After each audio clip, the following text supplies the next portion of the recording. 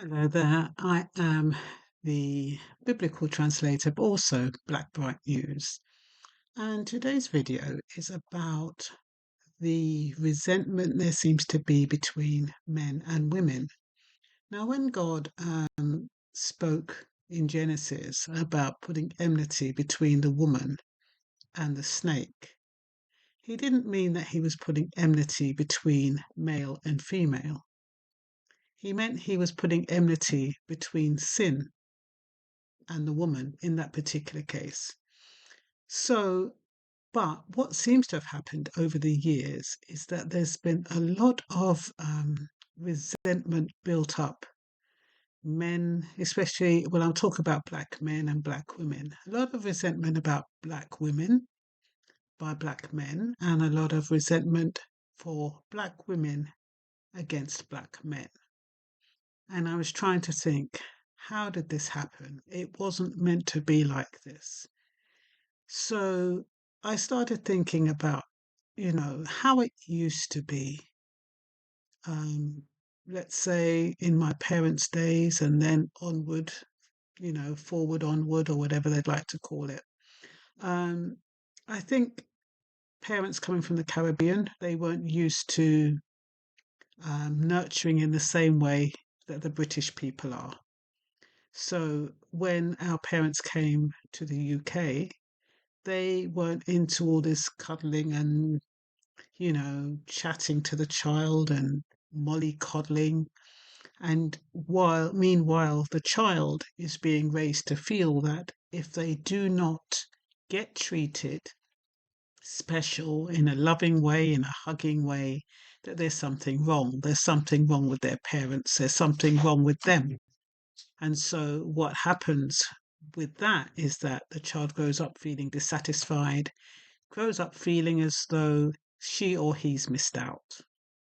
That's now, if that child had been born in the Caribbean or in Africa, those kind of feelings wouldn't arise because it would be normal how a parent raises a child, not necessarily hugging and kissing and speaking and that kind of stuff, but through their own cultural way of growing the child.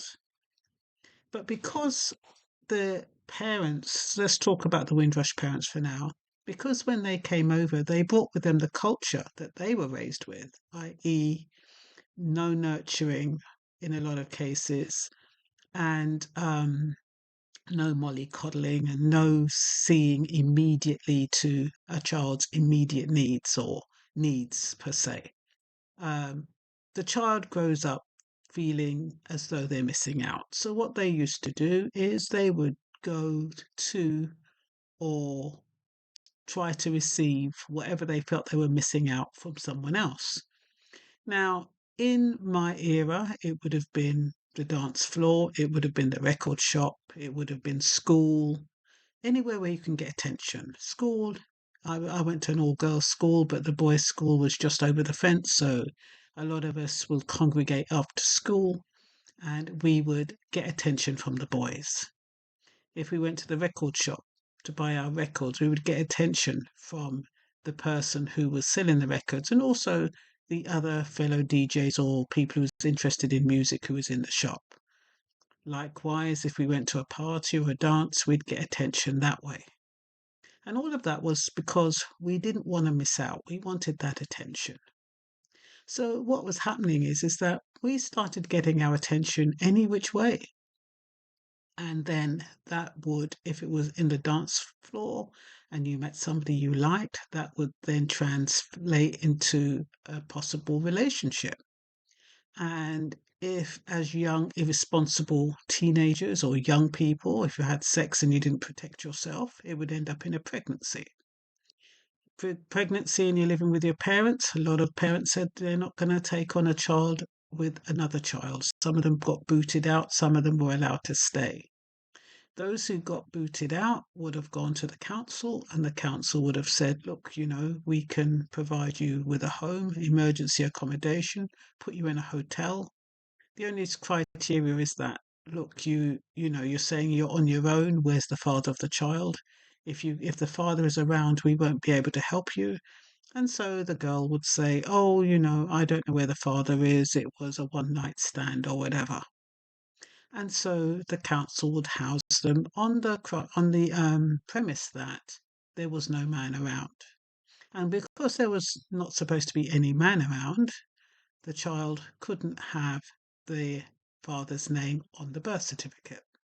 So the child would just have had the mother's name, and then the woman would go on like she was single, and she would tell that man, the father of the child, "Look, you can only stay over one night a week. I don't care where you go the other nights, but you can only stay here the one night a week. I don't want to lose my flat. I don't want to lose my council house, so you have to stay away." And that was the start of resentment, the start of relationships breaking down, the start of families breaking down, because the woman was made to feel that she couldn't survive without the council or without the system or without the state. Because the majority of men back then, they weren't raised to be responsible, not like in the West Indies or in Africa where their young boys are taught to be men. In the UK, the boys weren't taught to be men, and so they came looking for mothers. And so what happened was you ended up as women not only being a mother to the child that you had, but also a mother to the man that you had. And if you couldn't please that man in the way he wanted to please, he would go off in a tandem and he would go off and look for the next conquest. And so that would build up resentment from the woman, because the woman has now got a child for this man and this man is irresponsible. So she then has to try and fight for herself and try to sort herself out, and whether it's to get a job or whatever it is she needs to do what she can to survive with her child, keep her house, which means paying her bills and being responsible.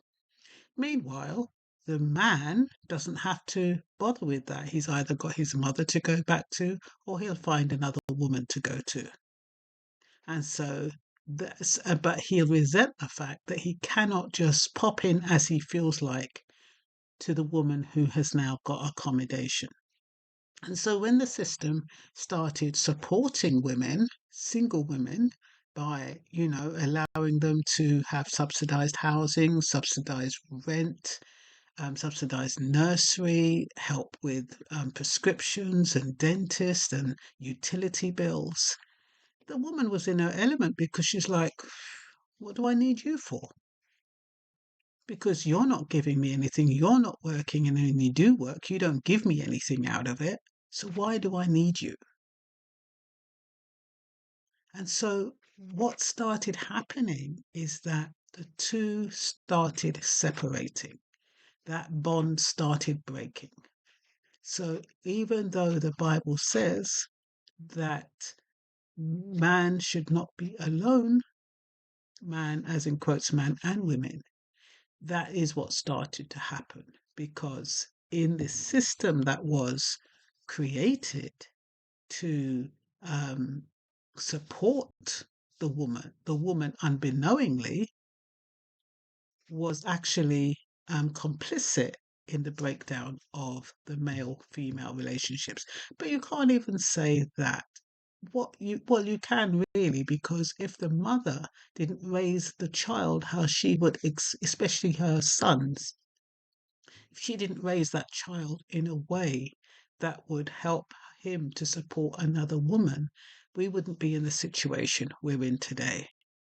And that was why a lot of British women, they ended up with people from the Caribbean, or men from the Caribbean or men from Africa, because they tended to know how to treat and look after a woman.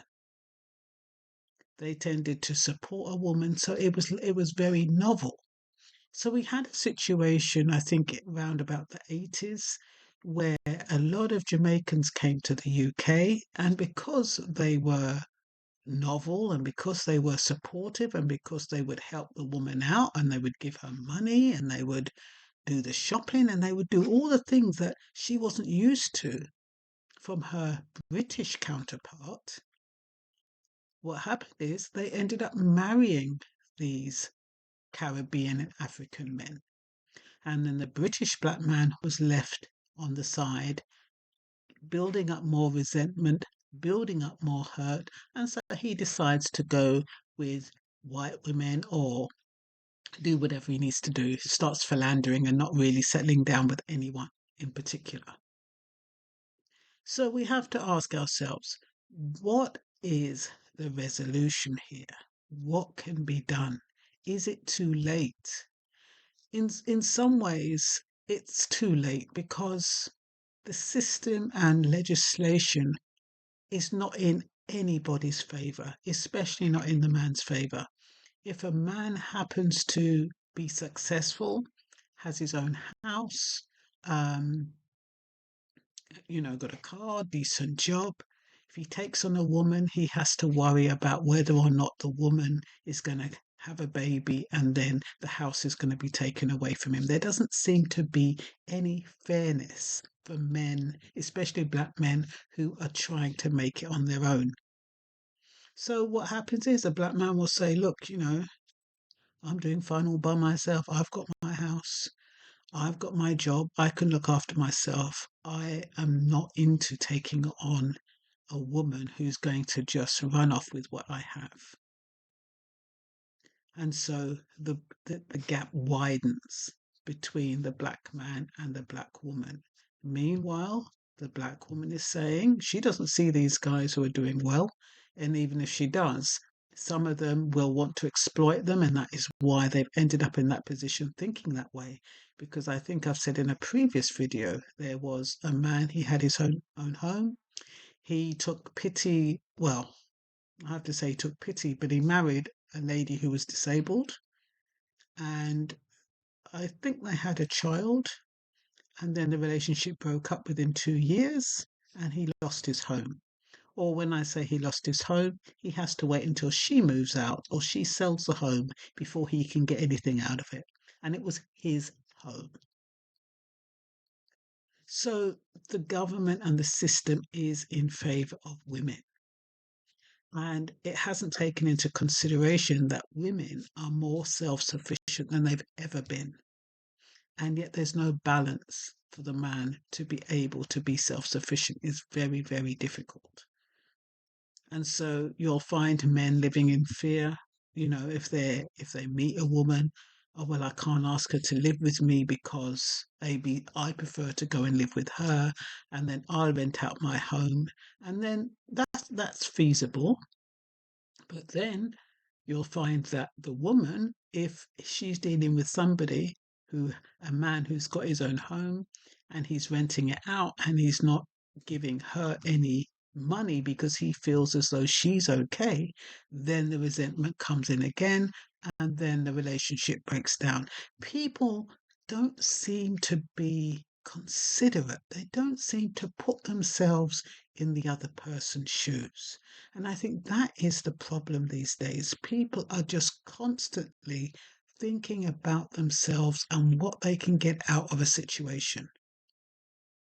And as long as people think that way, there's not going to be any enduring love affairs or any enduring loving relationships because everybody's on tender hooks.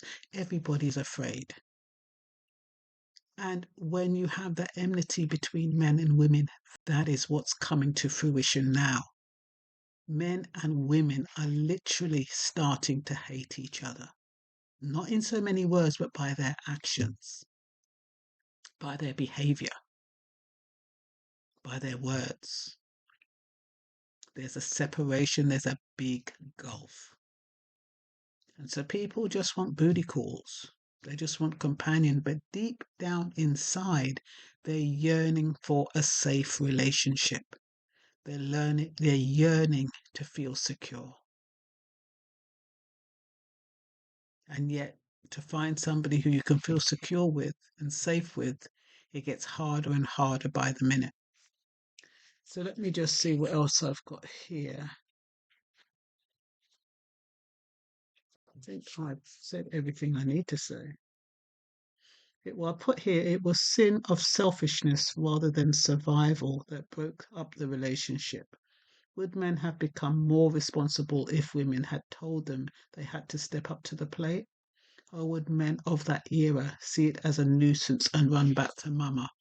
Yeah, I was talking about when men that you met on the dance floor in a dance, you ended up pregnant. The women, even though they weren't in, they, I think back then, and I'm thinking about myself, I don't know if I would have had the courage to say to somebody, listen, now I'm having your baby. You need to do A, B, C, D, and E, and you need to support in this way. I don't know how that would work. Well, I don't know how that would happen. Um, I was married to somebody who was got a really decent salary, and he was still mean. Didn't give me anything out of it. So it's not even what a person has, or whether a person has a job, or whether a person has money. It's their spirit. How generous is their spirit? Because you can have somebody with little and they'll still give you everything they have, and you'll have somebody who's got a lot and they don't give you anything. And in my situation, because I got married, I couldn't get anything. I couldn't get any help or support when I was pregnant.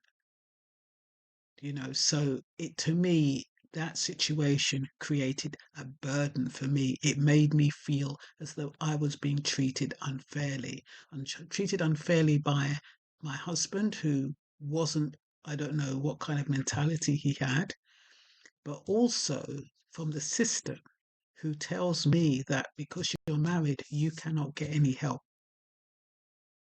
and regardless of how that marriage is. So, women, whether on the dance floor, at work, in church, at the mall, were targets for men who wanted them and would do and say anything to get them. So that was what used to happen. Wherever women were, men would just target them. And women who was insecure or needing validation, they would, comply. And so women historically have been victims, in quotes, of a man who wants them for whatever reason. And then I put some women have been vulnerable from birth, victims of molestation, betrayal, left unprotected, susceptible to narcissists. These women grow up feeling they were only good for one thing, and many use that as collateral. I was listening to 21 Savage, and he was talking about why men don't make any love songs anymore to women, because it's because women give it up too easily, and all they've got to do is pay for it, show them some money, and they give it up. And so he's saying we don't need to sing any love songs to them anymore, because he calls them hoes and biatches. Because as far as he's concerned, there is no goal, there is no motivation. They know what the women want. They dangle the dollars in front of their face, regardless of how beautiful and acquired the woman is. They know dangling money in her face, regardless of where they're coming from, regardless of how they got their money. As long as they've got all these chains and they've got all this money, and they can say to a woman, "Look, I'm going to buy you a bracelet for, 6 or 7 grand." The woman's like, "I'm yours." And so there's no, the man doesn't need to make any effort. And he's lost respect for the women because of that, because all it takes is money to get them. So Lovers Rock provided the romance. This is the Lovers Rock era, the Lovers Rock dance. It provided the romance and the passion, but not the responsibility. Men felt rejected because of the system, and their resentment came out through domestic violence, infidelity, dissatisfaction, and uncooperation. Because if you think about men who are walking around resentful, how are they going to treat women? Not very nice. And if they're blaming women for their predicament, for blaming women for them not having nowhere to live, for them not being supportive and loyal, when they meet women, they're going to treat them like crap. So when they felt cornered, They'd probably go find a side hustle and try to live a life that was more or less comfortable for them. But they were like predators, really, just looking for an opportunity, looking for somewhere so that they can feed and they can live and they can survive. And so we need to close that gap. We need to close that gap that's distancing the male and the female.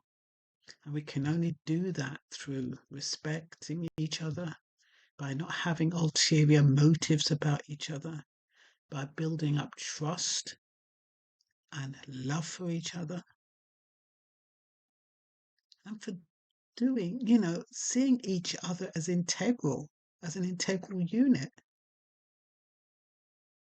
Both people working towards the same goal, not one person trying to compete with the other or belittling the other. It's not going to work that way. Anyway, that's all I've got to say for now. I hope it was interesting. Bye bye.